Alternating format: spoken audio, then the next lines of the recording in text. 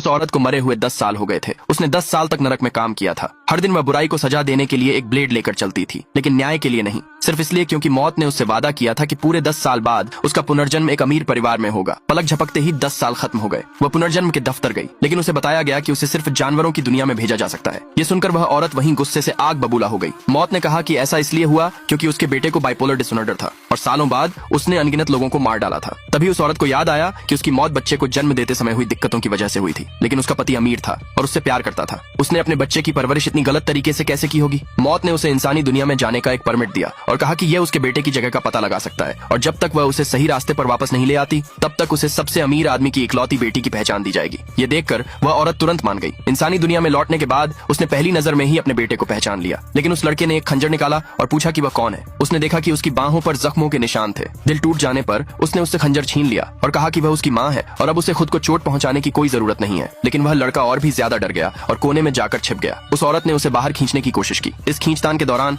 एक फोटो नीचे गिर गई। ये उसके गर्भवती होने के समय की एक तस्वीर थी। उस लड़के ने कहा कि फोटो में दिख रही औरत ही उसकी माँ है। उस औरत ने कहा कि वह औरत वही है। वह लड़का अपना आपा खो बैठा और कहा कि माँ तो सिर्फ एक ही हो सकती है। तभी उस औरत को एहसास हुआ कि उसके पति ने उसके बेटे के लिए एक सौतेली माँ रख ली थी। उसने अपने बेटे को कसकर गले लगा लिया और वादा किया कि अब कोई भी उसे तंग नहीं करेगा। उसी पल एक लड़की दौड़ती हुई अंदर आई और चिल्लाकर पूछा कि वह कौन है। उस औरत ने कहा कि वह उस लड़के की असली माँ है, लेकिन उस लड़की ने कहा कि उसकी असली माँ तो बहुत पहले ही मर चुकी है और उसे वहाँ से भदेड़ने की कोशिश करने लगी। उस लड़की ने हाथ में एक स्केल उठा लिया। उस औरत ने उसे झपट कर छीन लिया और एक ही झटके में उस लड़की को जमीन पर गिरा दिया। उसने अपने बेटे को सबक सिखाते हुए उस लड़की को भी पीटा। ये सब खत्म करने के बाद उसने उस लड़की से कहा कि वह जाकर किसी को बुला लाए। ठीक उसी पल वह आदमी एक तस्वीर को घूर रहा था। तभी अचानक उसे एक फोन आया। लड़की रोते हुए बोली कि घर पर एक पागल औरत है जो उसे मार रही है और बच्चा भी डर गया है। ये सुनकर वह आदमी तुरंत घर वापस भागा। इस बीच वह औरत अपने हाथ धोने गई, लेकिन देखा कि वहाँ पानी ही नहीं था। तौलिया गंदा और पुराना था और टूथब्रश भी कभी बदला नहीं गया था। यहाँ तक कि शैम्पू भी ठीक नहीं था। उसने गुस्से में अपने बेटे से सवाल किया। तभी उसे पता चला कि वह पानी भी आजादी से इस्तेमाल नहीं कर सकता था। औरत का गुस्सा तुरंत ही अपनी हद पार कर गया। लड़की फिर से अंदर भागी और उस औरत को भगाने की कोशिश करने लगी। ठीक उसी पल वह बूढ़ा नौकर वहाँ आ पहुंचा। उसने पहली ही नजर में उस औरत को पहचान लिया और तुरंत घुटनों के बल बैठकर कहा कि मालकिन वापस आ गई है। लड़की ने इस बात पर यकीन करने से मना कर दिया और कहा कि वह कोई ढोंगी है।